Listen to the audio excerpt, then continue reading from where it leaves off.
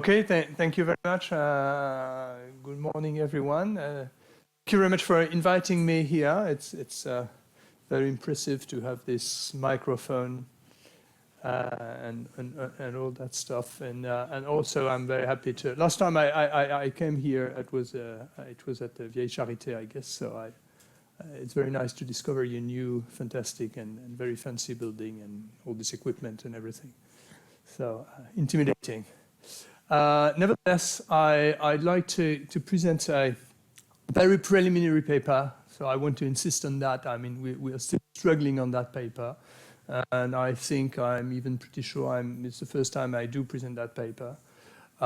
So thank you for your feedback and critiques and ideas and everything. We're really open to all this at this point. So it's an experiment that we've been running a bit of time ago with Luc at PSC and fantastic doctoral student Sophia again and Thomas.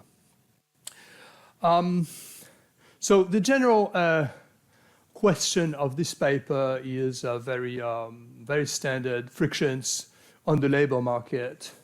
Not just frictions in general, but we also have an interest to the fact that maybe what we call occupational mismatch.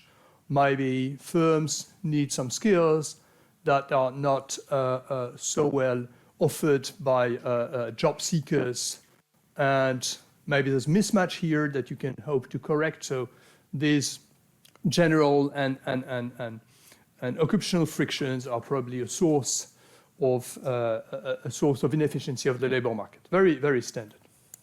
Now, one topic that people are getting more and more interested in, given what is happening, is if internet-based platforms and algorithms can play any role to reduce this mismatch, to reduce friction. So there's a bit of a literature. There's an old literature, more recent literature on that. Now, if you think of those platforms, we believe that there are two main challenges. The first challenge is you have to trust that those platforms and the information they use is able to provide better information than the information that is privately available. Maybe people and firms know most of what they have to know.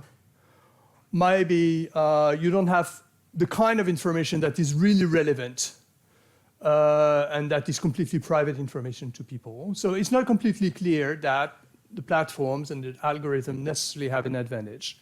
So it's a question. Maybe you can induce worse matches by encouraging people to search in a direction that they know is not the right direction, but you don't. Of course, is that the Public Employment Service has a huge amount of data on people and firms, and maybe this amount of data is so huge that there is something that you can get from this, and that could improve on what private information people have or are actually processing. The second challenge is if you want to adjust more precisely people and jobs, and in particular have in mind that there is an occupational mismatch, and you want to correct this, you have to be very careful about what is the optimal level of this. You don't want to redirect people too much in a direction, either because you're going to increase too much the congestion in one part of the market, or because you're going to ask people to face too large mobility costs by moving from one market or changing their search from one market to another, and this is not going to be optimal. So it's also very hard to know ex ante what is the right level of intervention. So what we hope to do in this experiment is tackle aspects of this issue. So what this paper does is we have run an experiment with the French Public Employment Service, Pôle emploi. And there's an existing platform that is called La Bonne Boîte, and I will probably say LBB or La Bonne Boîte, I'm not sure. The nature of that platform is to identify firms that are likely to hire, what we call here employing firms, and encourage people, job seekers, to send spontaneous applications to those firms, knowing that it's not completely absurd to do so because these firms are likely to hire. So we work with that platform, and basically what we do is we have 800,000 job seekers to whom we are going to send emails on a treatment group out of them, and 100,000 firms that are identified as employing firms, potentially employing firms on that platform, and that we're also going to randomize in the experiment. What we do to job seekers is we encourage them to use the platform either for searching in their own market, the one that they declare they're searching in, or encourage them to search in a neighboring market, which is not their market of origin that they declare they're searching in, but we tell them, okay, maybe you can search in a slightly different market that is not too different from your initial market, but which is more promising. So that's basically the intervention. And what I will try to convey is that it's quite a complex problem to allocate people to firms and suggest that they should send CVs to specific firms. And we try to randomize people and firms in a way that might be optimal, avoiding congestions. What we want to avoid doing is sending like everyone to this firm that sounds very nice and that is very likely to hire. You don't want to do that because that would be very inefficient. So you want to balance where you send people to, where you direct people to. And so we try to build a model that is used for randomization so as to optimize aspects of this problem. And with this, we evaluate the private returns, so the returns to workers, to be encouraged to use this platform and specifically encouraged towards applying to specific firms. And we try to estimate the displacement and therefore also overall effect of reducing congestion if we're able to reduce congestion. So the general effect, the global effect of the policy. So that's the general idea. What we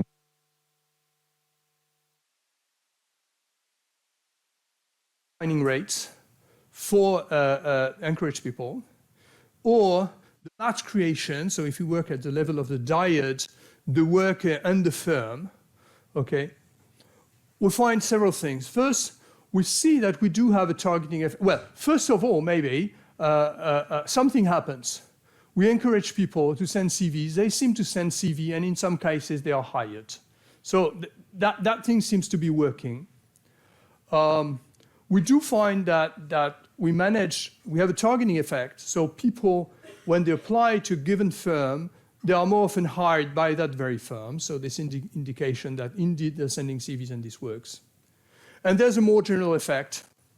There seems to be a more general effect we call activation effect, that also they use the platform more generally, and they are hired more often by firms that are advertised on the platform, and not just the firm that we have directed them to. So that's one thing.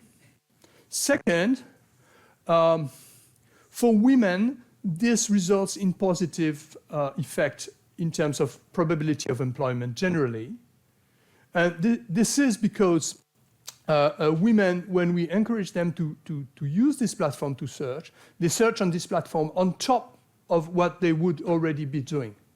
For men, they also search efficiently on the platform with targeting and activation effects, obviously, but they tend to substitute this effort that they're now making on the platform with the kind of search channels that they were using before. And therefore, because of this substitution, we have no employment effects overall for them.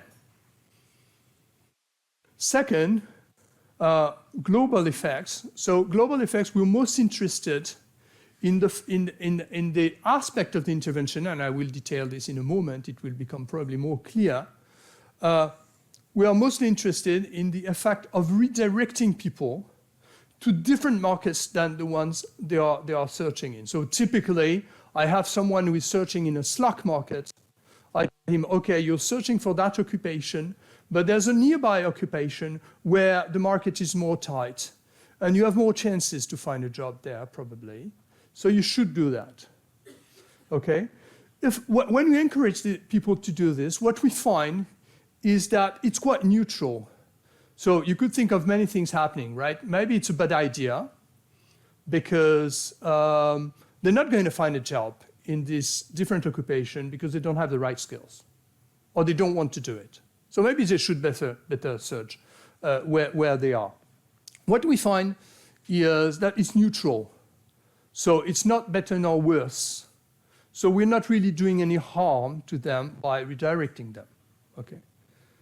Question is, now, the market of origin, we've taken these guys out of this market, so it could be good for the people who are remaining searching on that market, because we've made some space, if you like. We have indication. Honestly, we're going to talk about that, if I'm efficient enough. Honestly, it's very preliminary. I'm not going to overclaim this at all, but maybe we have some indication that it's a bit beneficial to the market of origin. Literature, let me go fast on that. Basically, there's a first generation of literature that looks at online job search, basically, with observational data mostly. They find they have mixed conclusions. And there's a more recent literature, and many people are getting interested in this right now, on really recommended systems that try to match people to firms. So there's a set of paper where it seems that things are happening and there's a potential for generating interesting things when you use those recommended systems. And what we're trying to do is to contribute to that literature. So let me first try to explain you the experimental design. Yeah, go ahead.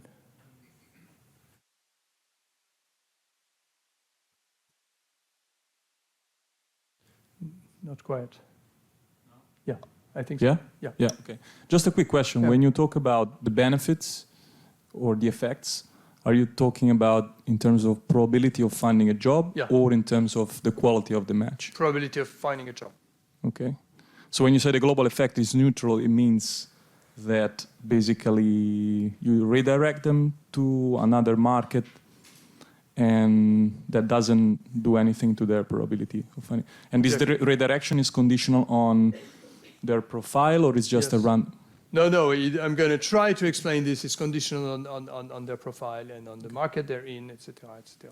Okay, but it's all about probability of finding a job. It's probability of finding a job. We're not making any claim about the quality of the matches.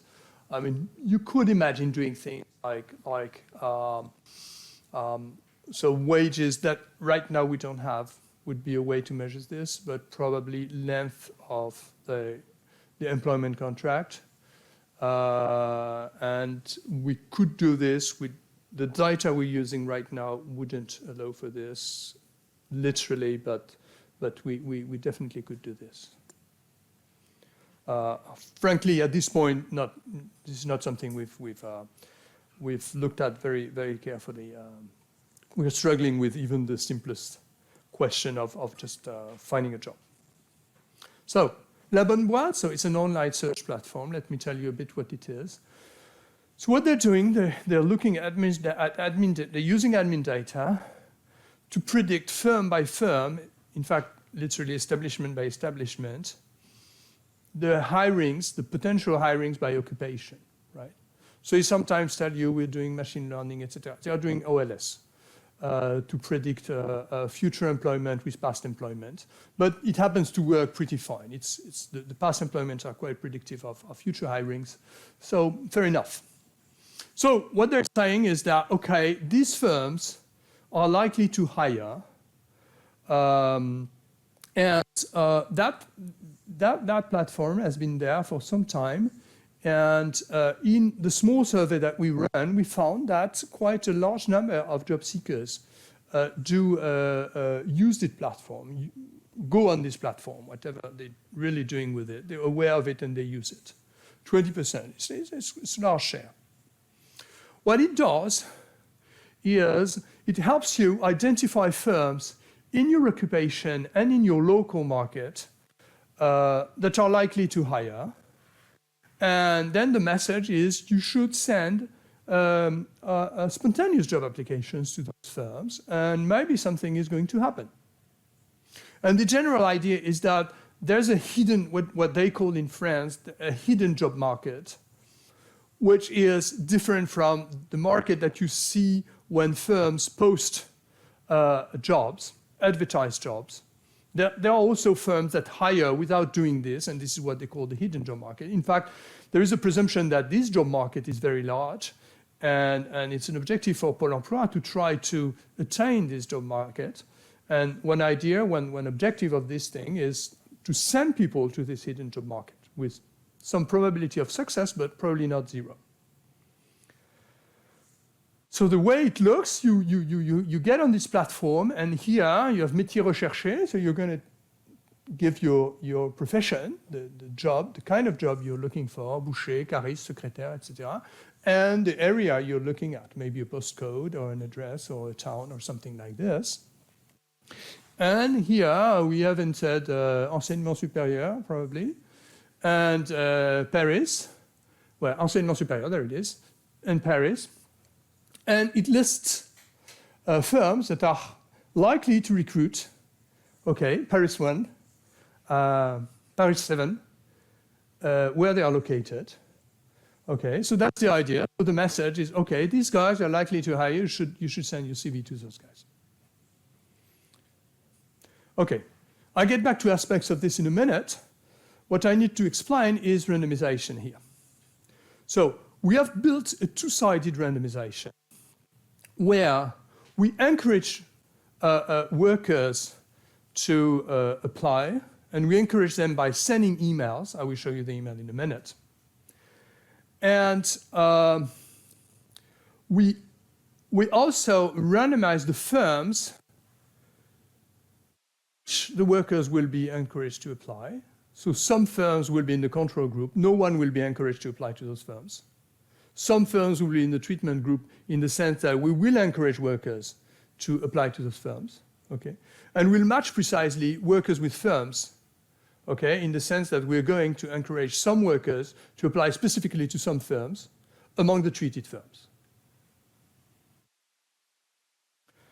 So on the job workers side intervention, we have emails where we encourage them generally to use the platform, and we give them hyperlinks to up to four specific firms, okay, that we encourage them to contact. So I'm going to give you the email in a minute. We're telling them, okay, maybe you should send CVs to that firm. They might fit you.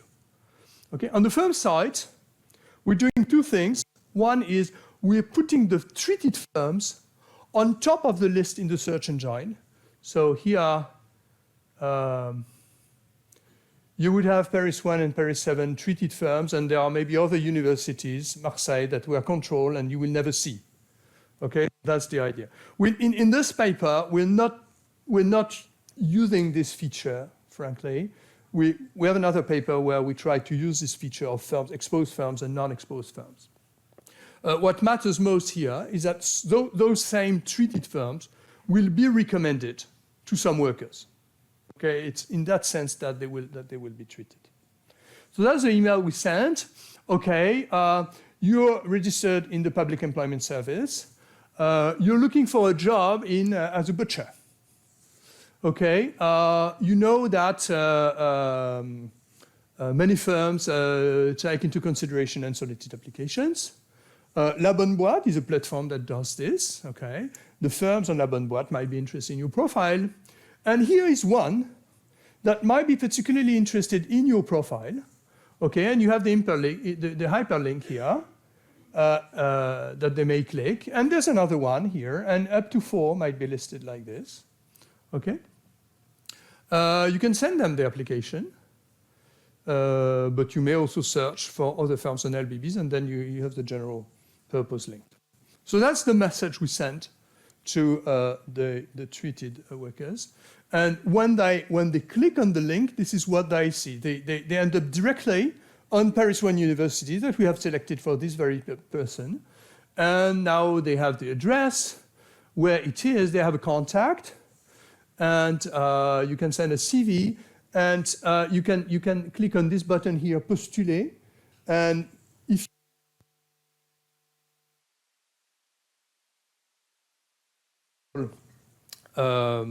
environment, then your CV and application will be sent automatically to that firm by the system. Okay. No, not everyone is or is going to be. So maybe people are going to write directly and send the CV by mail, maybe call, etc. We don't know exactly what is going on here, but the idea is that you receive this mail, you click, and you get a recommendation for a very specific firm. Of course, we've randomized the matches, who is going to receive Paris 1, who is going to receive Paris 7, and all this. So I'm trying to summarize the framework, actually not all aspects of what we're doing appears here. So we have 800,000, not 1.2, because there's a trick. We started with 1.2, but by the time we start the experiment, a large number of these people have found a job. So, there's a time passing between the moment where you get the list from Pôle emploi and the moment you send the emails. And so you have to drop a number of people who have already found a job. So in fact, we have 800,000. 1/3 is controlled, 2/3 are treated. And in the firms, it depends, it depends on the firms. There are probability treated and probability controlled. It depends on the labor markets for the firms. So here, when you're treated, you have increased exposure. When you're treated, you have at least the general link to La Bonne Boîte. And then people may belong to different markets. They search as a butcher, they search as a carrier, they search as a secretary, accountant, whatever. And you have all those markets.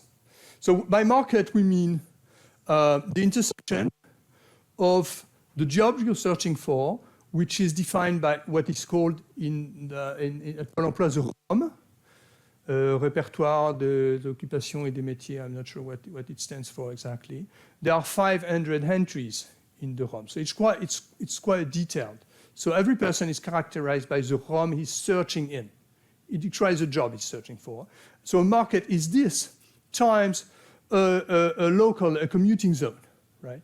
In this experiment, we have selected 100 commuting zones out of the 400 commuting zones that there are in at least in Pôle emploi's map. So a market is the intersection of the zone and the job you're looking for. Okay, there are many markets. So people may belong to any of those markets, and firms, each of the treated firms may also belong to, may be likely to hire according to the algorithm of La Bonne Boîte in one of those markets.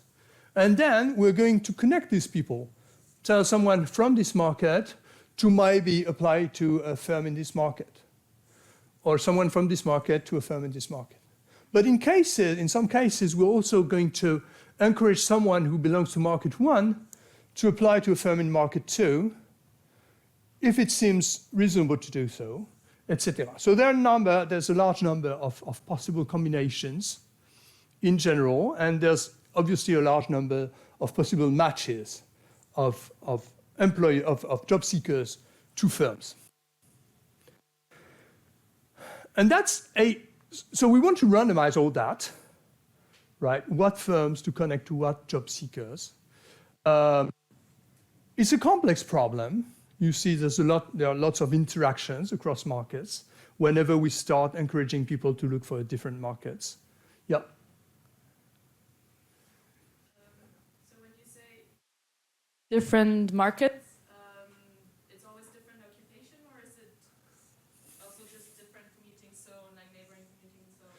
Market is commuting zone times job. Boucher, boulanger, So if secrétaire. someone is a butcher, then, and you say they recommend them to a different market, it could be is in a different commuting zone. No, okay, yeah, that's right.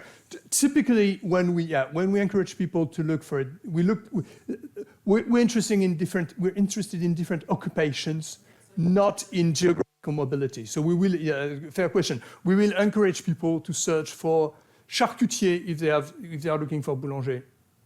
But in Paris, we are looking in Paris. We're not going to change the community. That could be another exercise, actually, but we didn't trust that people are so mobile. That would be a very efficient thing to do. Yes?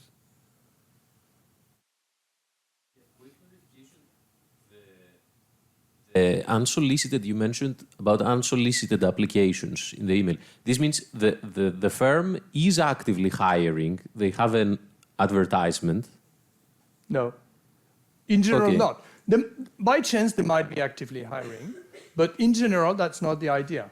I have all those firms, and I compute which firms are likely to hire. And what I point to people is those firms are likely to hire. Maybe they won't hire. Maybe precisely they do have a job advertisement that is on somewhere, but maybe not. But if you send them a CV, because they are very dynamic and hiring a lot, there are chances that they will be interested in your CV and at the end of the day hire you. So that's the nature of And this we have evidence that this is the case, that firms that are not actively hiring, still if they receive out of nowhere a CV, they do hire. I hope I will convince you that yes. Okay. Our data imply that yes, to some extent.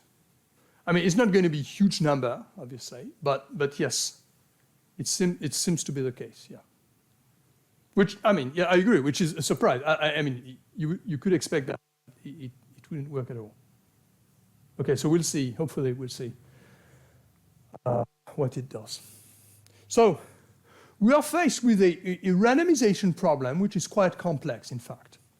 And what we need to do several things at the same time.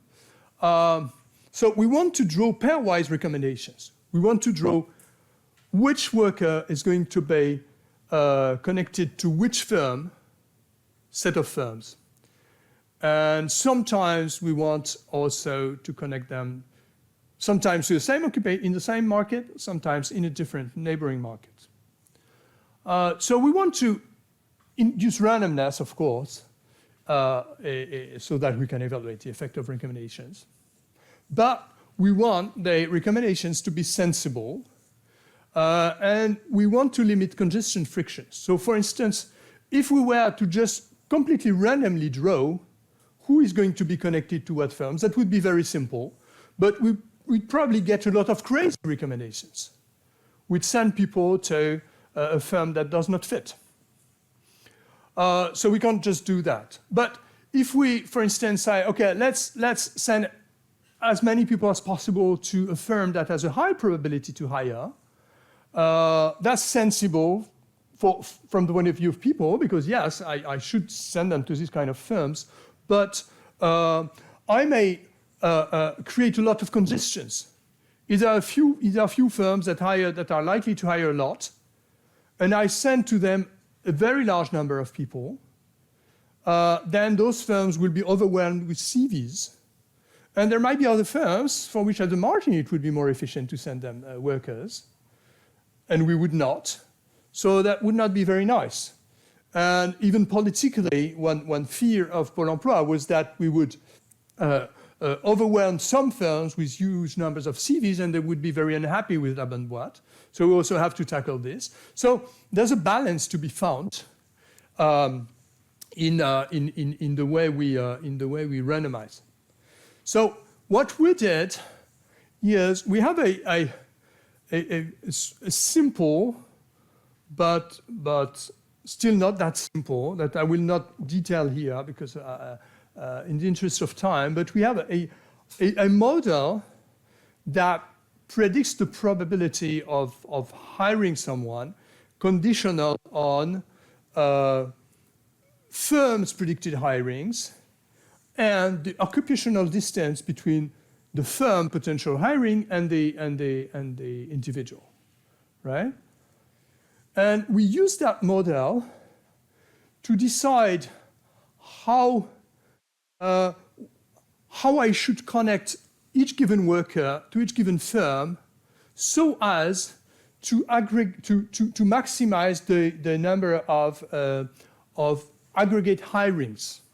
So we have a model that tries to arbitrage between, okay, I'd like to send many people to that firm, but at some point it will be too many people, it's not efficient. So at the margin, I should rather send more people to this firm. Okay, and so the model, by trying to maximize the total number of hirings, is going to run this arbitrage and try to balance, okay, who we recommend to which firm.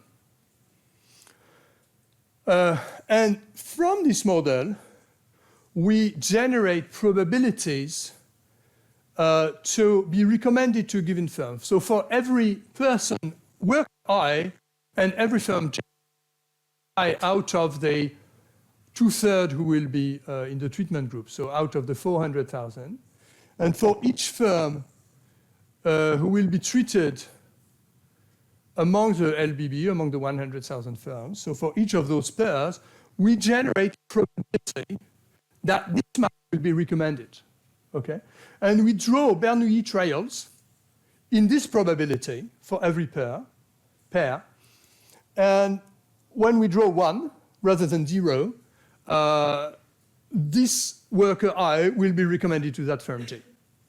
Okay? So the important point to have in mind here is we have Bernoulli trials, so every draw is independent for every pair. Okay, it's not like in saturation designs or those, or many standard randomization where you have 100 people, you decide to allocate 50 to the treatment and 50 to the control. Right here, it's independent draws. Okay, it's independent allocation. And for every single pair, we try to find a probability that is reasonable, that is optimal, based on a simple model, where most of the information comes from predicted hirings and occupational distance. This is what we try to optimize over. This is information that we put in the model so as to optimize as well as possible those probabilities to be treated. Yes? Just to be very completely sure I understand the design, how... We don't hear you, I think. Yeah. Okay. So how does the optimality criteria that you put in there affects the randomness?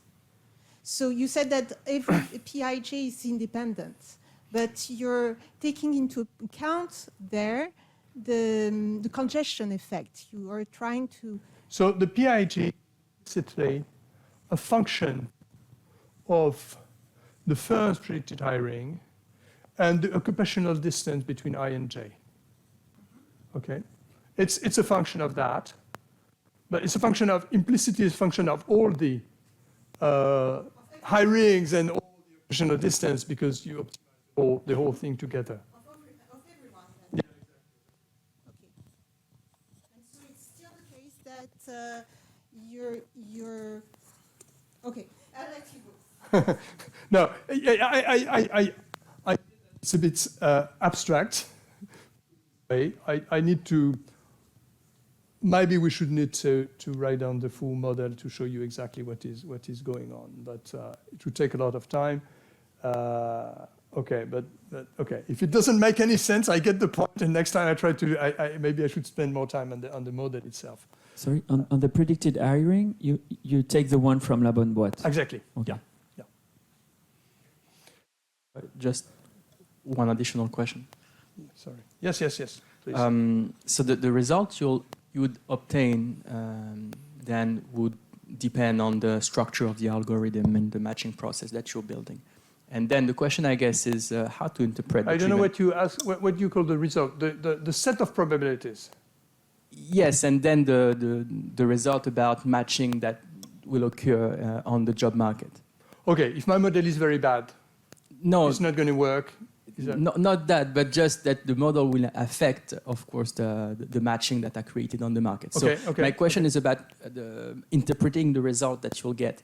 Are we to draw conclusion about how to create algorithm to increase the probability of matching on the labor market? Is that how we should interpret the treatment effect you'll get? Yeah. So if I get to the end of the paper,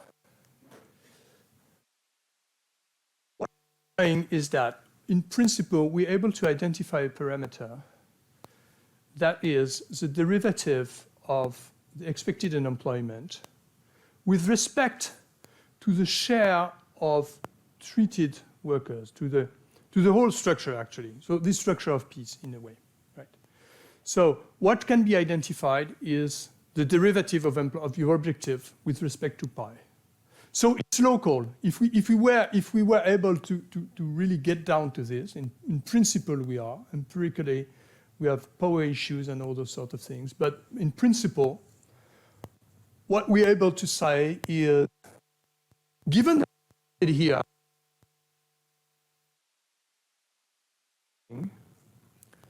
should we do a bit more or should we do a bit less? Should we move forward by sending more people into the treatment, or should we move backward by sending less people into the treatment? So we have kind of the slope of the curve where we are at. It's not a super fantastic parameter, because of course maybe the optimal is very far away, but at least we start with something that we feel is reasonable, and in principle we're able to identify a parameter that tells us if we should keep going or not. It's not, that's not too bad, I think, with respect to what you're asking. Of course, saturation randomization would give you a different thing, like do I move from 0 to something extreme? So it's a different approach than this one. Yeah. Yeah, a clarification question as well. Do you assume that everybody has a single market assigned to them, or can they be labeled with different markets, and does the same apply for the firm as well? Yeah. So we start with people that have a single market because they're searching for a given ROM, and we assume locally where they live. Okay. But we're going to also randomize people to whom we'll recommend firms that are in a market that is one distance away or 2 distance away, maybe more, up to 15 distances away from the market they're searching. So we have a connected graph from ROMs to ROMs. Okay, and the distance is the number of nodes that you have to cross to move from one ROM to another ROM. So the model is what we randomize people to whom it will be more likely to recommend them far occupations rather than their initial occupations, and people for whom it will be less likely that we do that. This is far and close people. So people are randomized into those groups, and when they are randomized into those groups, then we put this in the model to determine PIG. So PIG is also dependent on the random type of the person, close or far. Okay, this is why I can't. It's a randomization that I don't know what's going on there. I have to show you tables to describe what the randomization did, because the model is quite complex, and I can't tell you, okay, ex ante, I know that there will be that many people in the close occupation that will be sent to close by firms. Some people who are randomized as the close person could still be, sometimes with low probability, but this could still be recommended to a neighboring firms, and reversely. So typically, what I have here is that job seekers who are randomized into the close group. So I tend to recommend them to firms in their own market. Okay, they have an average distance to the firm they are.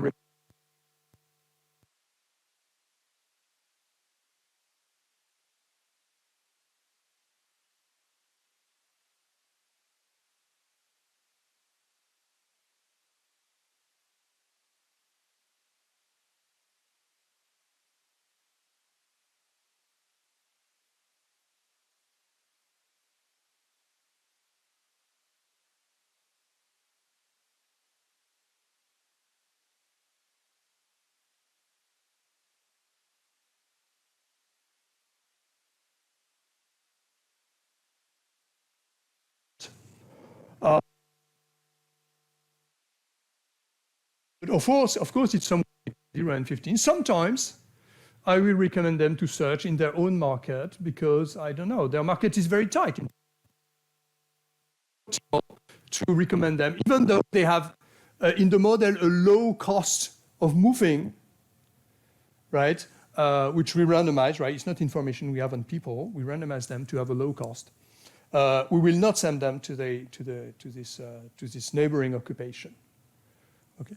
So this is how we try to generate variation in the probabilities to be sent to a different occupation or not. Okay.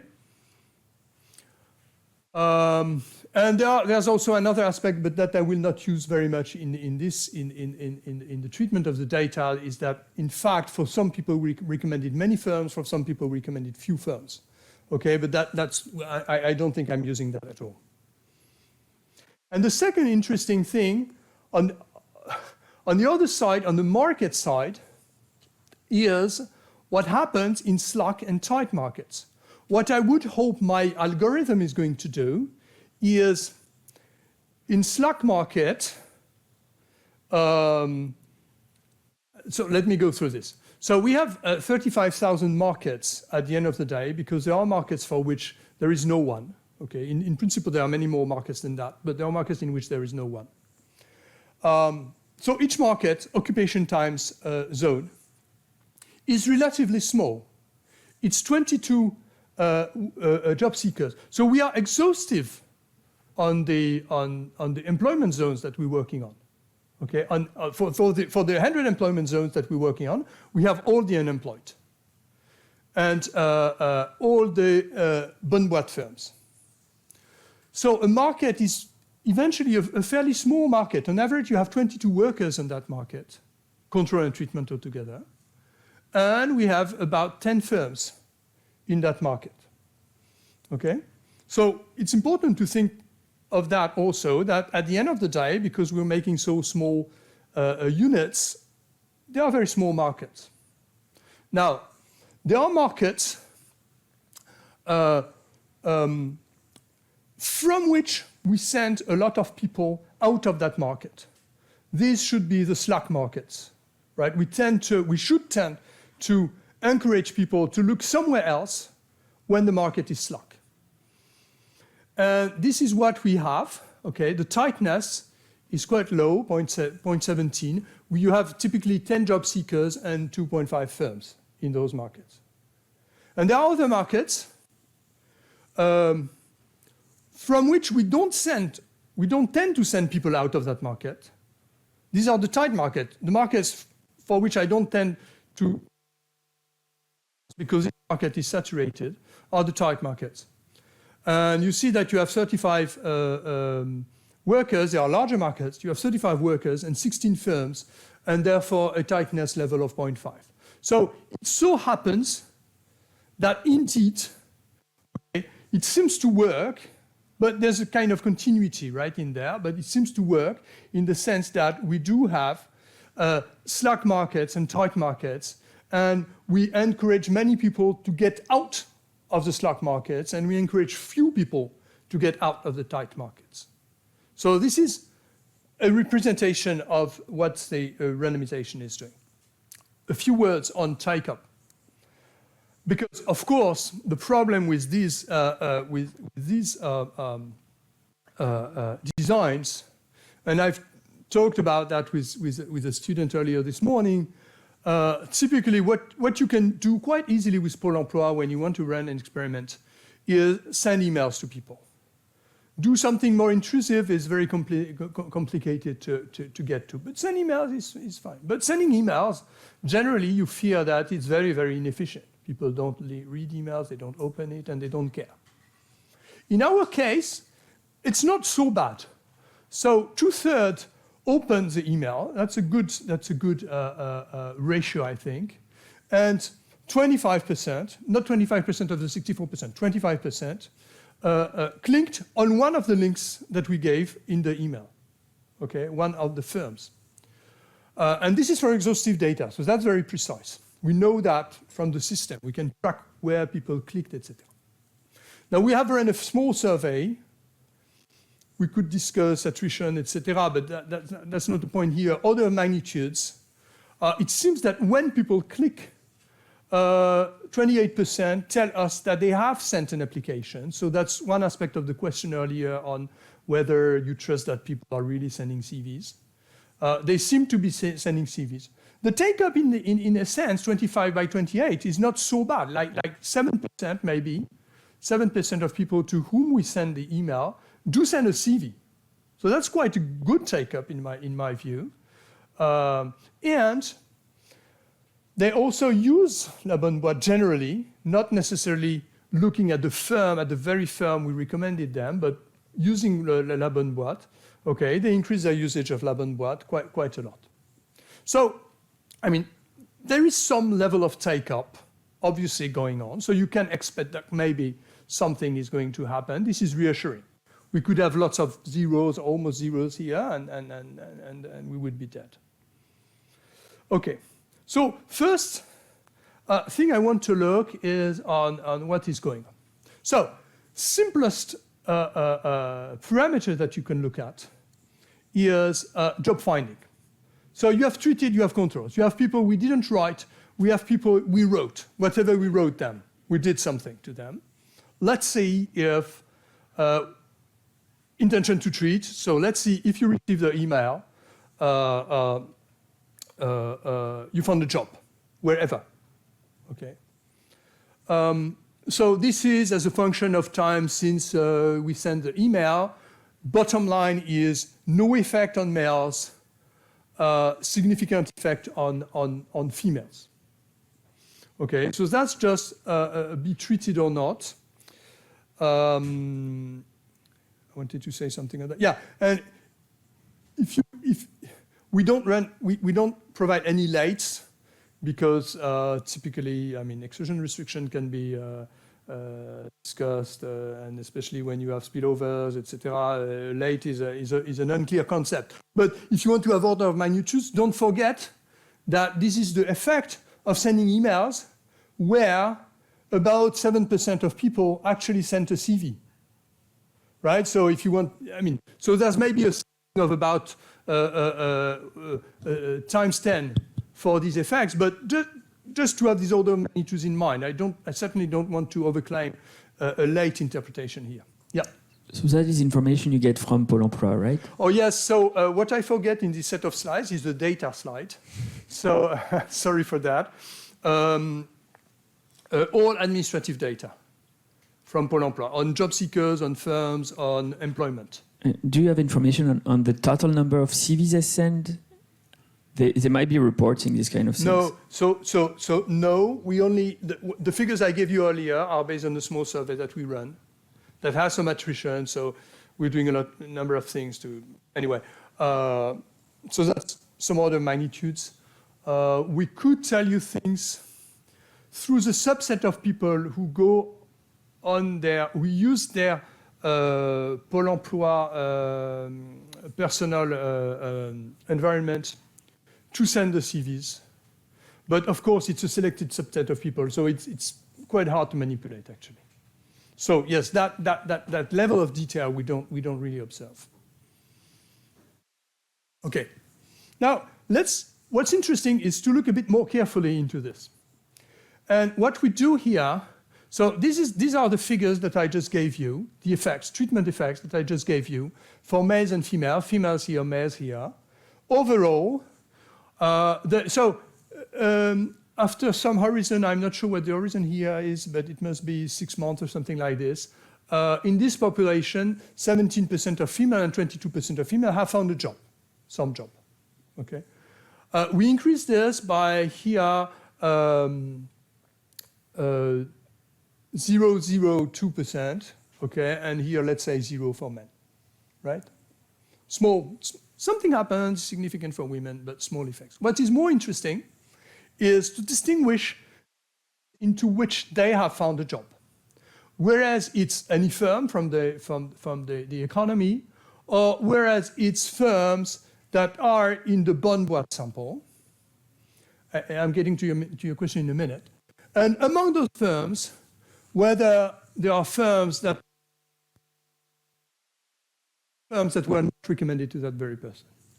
The interesting thing to see here is that you do have quite a large effect on finding a job in a bonne boîte particularly. Only 1%, 7% of women do find a job in those bonne boîtes, right? But you increase this by 10% of a percent. So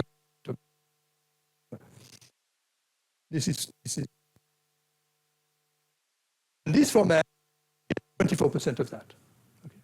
So you have large effects when it comes to being employed in bonne boîte. Okay. So this starts a question about whether we think that people send CVs and were hired when they sent CVs. Okay. Question there. Yeah. Yeah.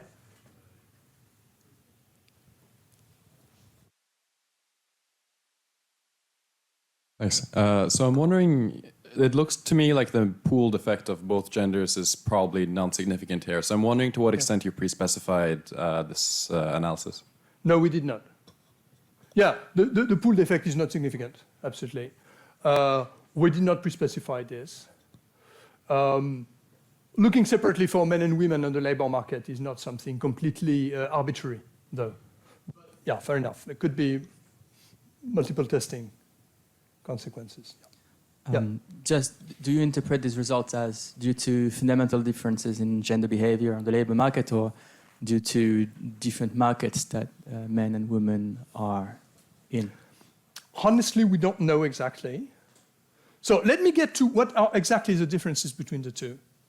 And then I will tell you I don't have the story for that. But let me tell you what I don't have a story for exactly. So the thing we'd like to do, in fact, when we see those results on the bonne boîte, okay, there are two reasons why I could increase employment in bonne boîte specifically. One, we call the targeting effect. It's the fact that I have targeted you, I have recommended you a specific firm. So you clicked on the link, maybe you sent a CV and you were hired by that guy, by that firm. But of course, what we call an activation effect is that there is a more general effect, which is that you went on La Bonne Boîte, maybe you didn't care about the firm that I recommended to you, but you scrolled around and you found a couple of firms and you applied to them.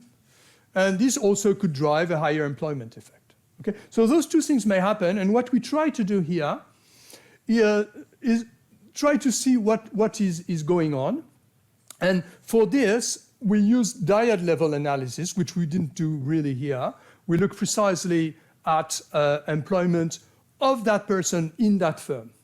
So specifically, to identify the targeting effect, we want to control, we want to estimate the targeting effect purified of the activation effect, and reversely. Okay? So for the targeting effect, what we do is we only work on the treated, somehow treated, okay? And we look at the effect of the probability that a match that has been recommended did occur. So typically the parameter, if Z is treated or not, so individuals are treated or not, okay, so I only consider treated individuals, but individual I may be recommended to firm G or not. And this outcome is individual I has been hired by firm J. So what I compute here is among the treated, the difference in the probability to be hired in firm J for individual I, depending on whether he was recommended precisely that firm or not. That's the targeting effect. And for the activation effect, what we do is we only take people who were not recommended to J, and we look at the probability that they will have a match with J, depending on whether they are treated or not. So that should be the pure activation effect. I did not recommend you to that firm, but nevertheless, this is a bonne boîte firm. You're going to be hired by that bonne boîte firm. If you're more often hired when you are treated than controlled, it means that you've used the platform to look for a job and found one. Okay? Technicalities about how we estimate this parameter, these two parameters, I skip. So it's a bit noisy. Something is going on in terms of targeting, more significant, clearer for men, okay, but not different between males and females. And something is going on, even more noisy, for activation, not different between men and women. Now, if we add the two things together, okay, the total effect of activation and targeting, we have something that is quite significant and not different between men and women, and that's important.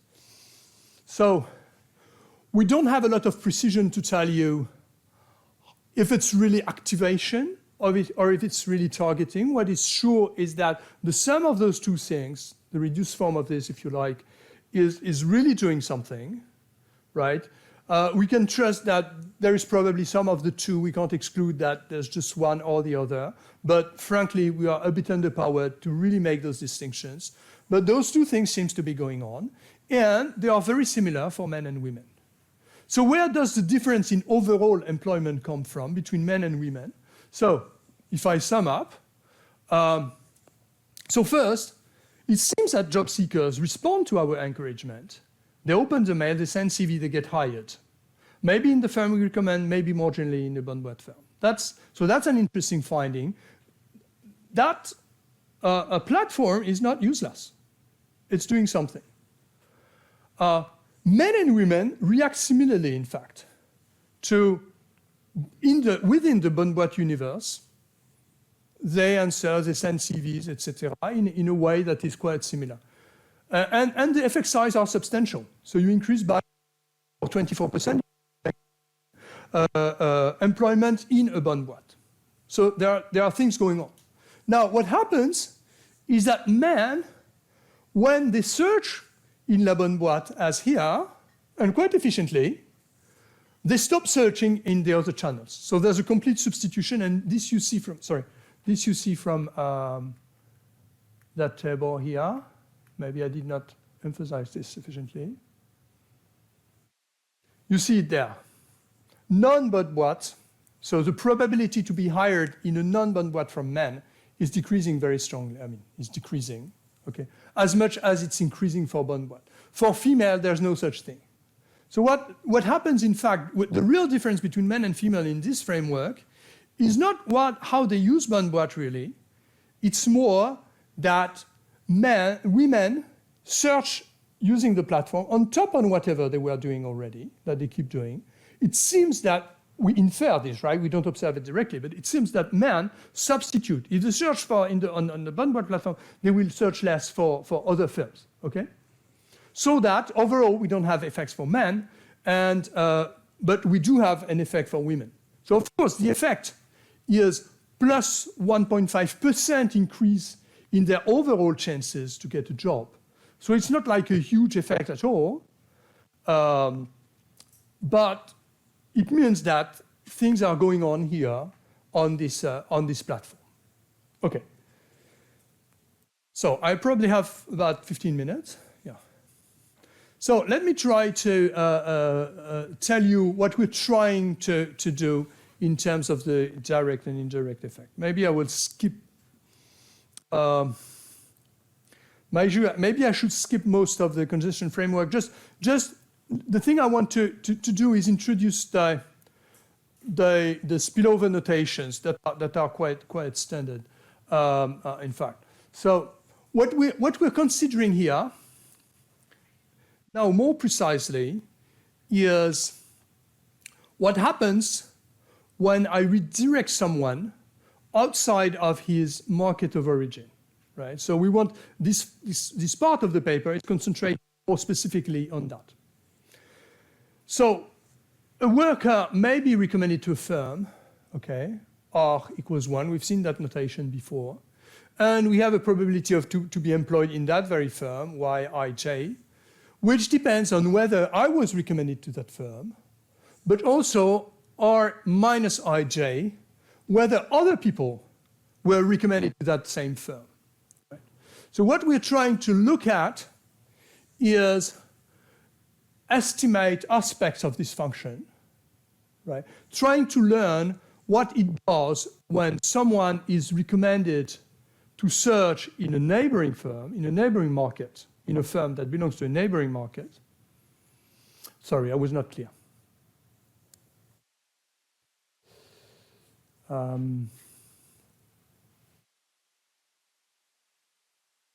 Sorry.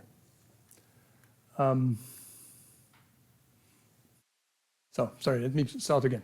So that person is recommended to that firm, other guys are not recommended to that firm. Okay, that's the basic notation. So for instance, if I have 2 job seekers, okay, and 2 firms, right, what I will call YY1 of 1 and 0 is when the worker is recommended to firm 1 and other workers are not recommended to that firm. And whereas this worker 1 finds a job in firm 1, and whereas this worker 1 finds a job in firm 2 when he's not recommended to firm 2, but other people are recommended to firm 2.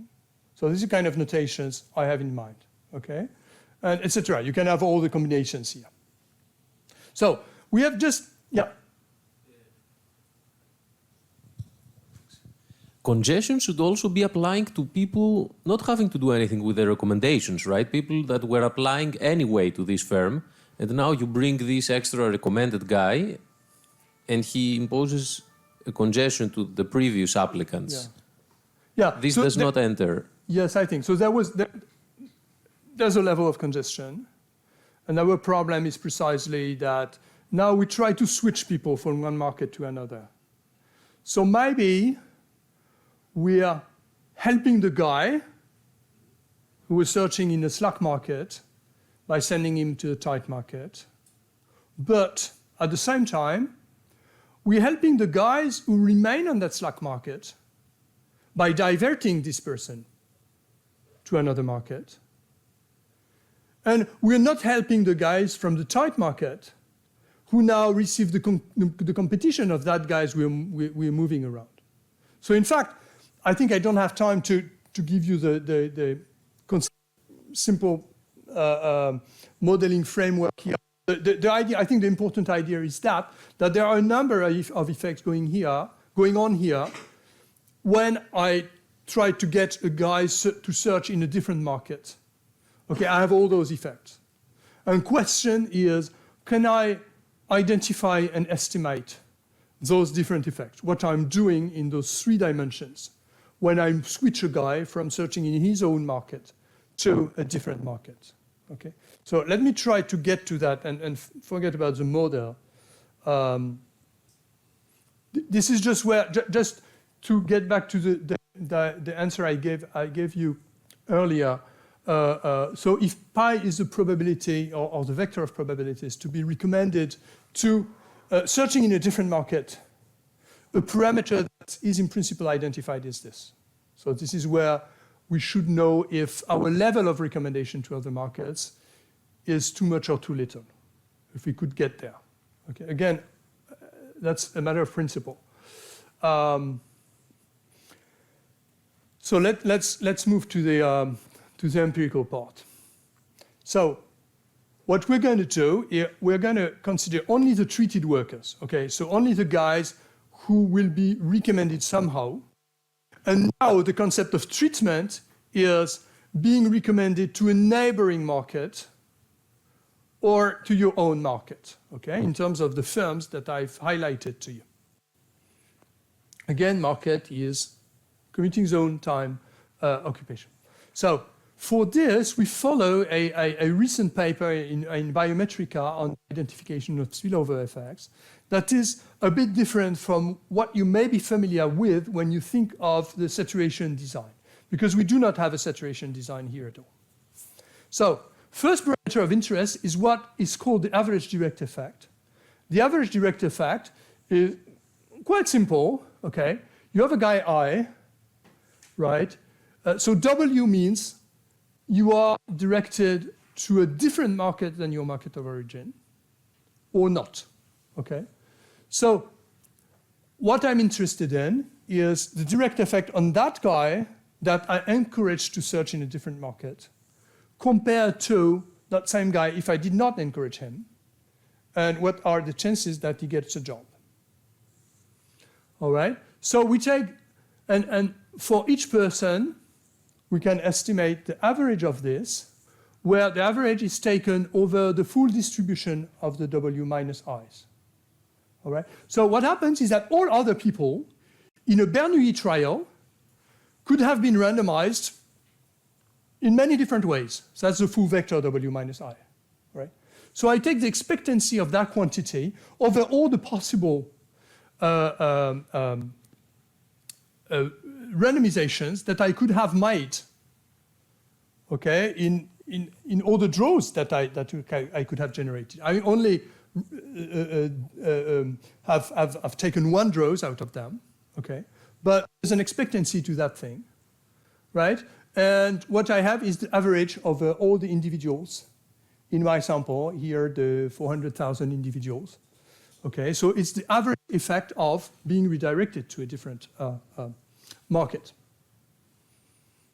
This can be estimated very simply. So the paper provides identification results in the sense that they provide an unbiased estimator. Honestly, there are issues. There is no central limit theorem for this estimator at this point, so we're trying to work on that. Basically, this is what's called the Horvitz-Thompson estimator. It's quite standard, and I mean that's the Horvitz-Thompson estimator for the average treatment effect that one is familiar with. That's fine. More interesting is the average indirect effect. So what the average indirect effect is this. Let's take a guy I. Okay, we're going to take the average over all the guys I. Let's take a worker I, and look at all the workers J that belong to the same original market as I. All right? And let's see what it does to all those J people that this guy I, who belongs to their market, has been redirected to another market or not remain in their market. Okay? So, should be good for them that someone was redirected to another market. Okay? Remember, we're talking small markets, so these things could be visible in principle because we have markets of 10 firms and 22 workers. So if one worker gets out of this market because he's searching elsewhere, things could happen. And it seems that those guys are indeed following our advice. Again, we marginalize over all the possible allocations that could have been drawn, right? And so it's like we estimate this for every market that I belongs to, and then we aggregate over all the I's. So that's the indirect effect. That's the potential benefit for other guys in this market that I've sent this person I somewhere else, okay? And this can be estimated with some other form of the Horvitz-Thompson estimator. And this is what is quite beautiful in this paper. There is quite a simple formula to estimate this spillover effect. Identification here is not very, very straightforward to explain because it's closely linked to the fact that we have a Bernoulli trial, which means it's closely linked to the fact that all randomizations of everyone are completely independent across individuals. And this is the property that allows to estimate this parameter, at least to have an unbiased estimator of this parameter in this context. If we had a more standard experiment where we decide that 100 people will be sent to treatment and the other 100 to control, that would not happen. So we can estimate that parameter. And the interesting feature is that, so we can also define, I didn't write the expressions, but we can also define those spillover effects over other kind of J people, because now I'm sending a treated person I to a neighboring market. There are people in this neighboring market that receive this person, so maybe it's bad for them. So there is also a notion of this average indirect effect, defined a bit differently, where here the J's are the J's of the market where I is sent to if he is treated. And I can define this. Okay? So there are those, basically those three things. The sum of those three is called the total effect or the global effect of whatever you call it. And the paper proves that precisely the sum of those three effects, because we are not in a saturation design, we are in a Bernoulli trial, the sum of these effects precisely should estimate this derivative. So the sum of these effects should tell me if, given the distribution of pies that I have used in my algorithm to allocate people in the treatment and control and redirected, not redirected. Given this, if it seems that I could do more, so increase a little bit those probabilities, or I should do less, at least in terms of the average employment in the whole population. Okay, so I think it's their construct in this biometrica paper is quite an interesting construct, because you have those well-defined parameters, you have estimators for them if you have a Bernoulli trial, and you have the property that the sum of all those effects that you can identify separately, when you sum them, you have something that is interpretable in terms of policy in a very clear way. Obviously, maybe there are other parameters that you could be interested in. Maybe you're more interested in the parameter comparing this condition on pi equals 0 to this conditional on pi equals some level, right? That would be another parameter, absolutely relevant. But here, you can and we can identify this parameter. Okay, so this is most of what I can claim, because estimations that at this point are not super good. We're working on that. Here, what I show you is those different effects, either on all the hiring firms or only on the Bonn-Watt firms. So the interesting, maybe the most interesting column is this one, the average direct effect. So this measures what I do to people when I encourage them to search in a different market. So somewhere later in the addition slides, I have evidence that when I do that, they do search, not like 100% and super efficiently, but they do search in different markets. So something happens, right? Interesting is it has zero effect. So it has zero effect is not necessarily a bad news, because I could do something very bad. I could encourage these guys to search in a close-by market, and they will never find a job there because they don't have the right skills. So maybe this is a very bad idea. On the other hand, I'm encouraging them more often if they are from a slack market and I send them to a tight market. So for that reason, maybe they're going to get a job. The sum of these two effects seems to be zero. So I'm not doing any good, but I'm not doing any harm either, right?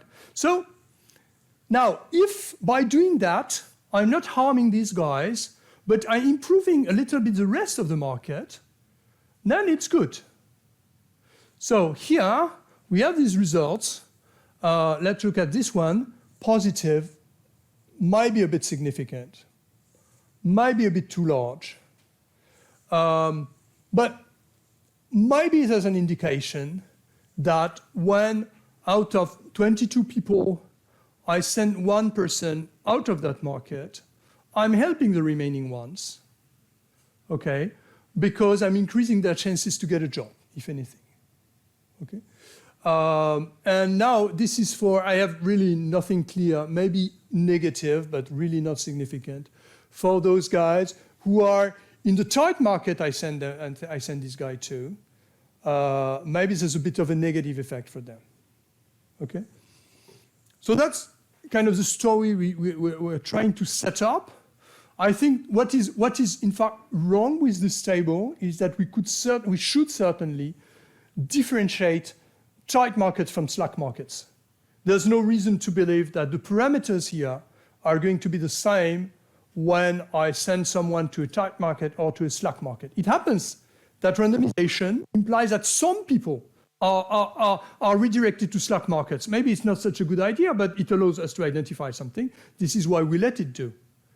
But certainly all those parameters should not be the same in tight and slack market. So we probably want to estimate those things separately, much more precisely. So I think there's a lot of work to do here, but the statistical and conceptual framework that we're trying to apply, I guess, is interesting. I heard the bell, did I? No, it was not you? Okay. So I'm just on time, I guess. So if I try to summarize everything. So first, it seems that job seekers react to the recommendations we send them, which is good news, right? It was not, I would not trust that ex ante very much. For women, generally, it increases very much the probability that recommended matches occur, which is also maybe a surprise. The initial question over there was about that, right? Do you really trust that something might happen? Well, surprisingly, yes. And because of this substitution, it does affect job finding rates only for women. It's not huge things, but something is going on. And now if you trust the second part of the exercise, recommending broader searches to people does not seem to harm the job seekers. It's not very efficient, but it doesn't harm them either. And maybe it reduces congestions in their market of origin, which might be a good thing. Okay, I stop here. Thank you for your attention.